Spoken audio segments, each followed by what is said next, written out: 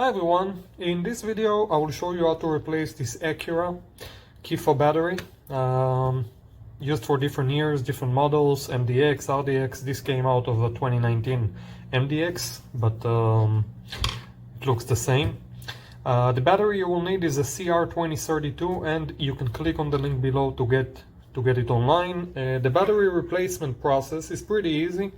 You will need a small flathead, and we start by taking the emergency key out, pulling this button to the right, I'm sorry, and pull, okay?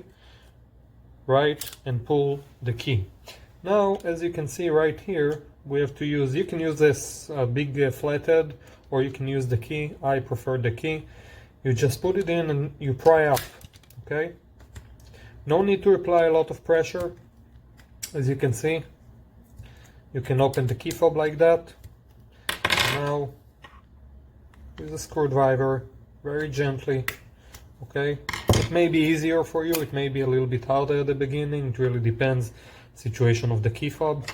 Here's the battery, CR2032. To take it out, we simply take a small screwdriver and right here underneath, we take it out, okay? Do it gently, no need to take all this part out. Once again, CR2032, to put it back in, this is a good one, so I'll use it again. You just put it down and then you press. Once again, right here, up, out, down, press, take the cover, put it back, make sure everything is good.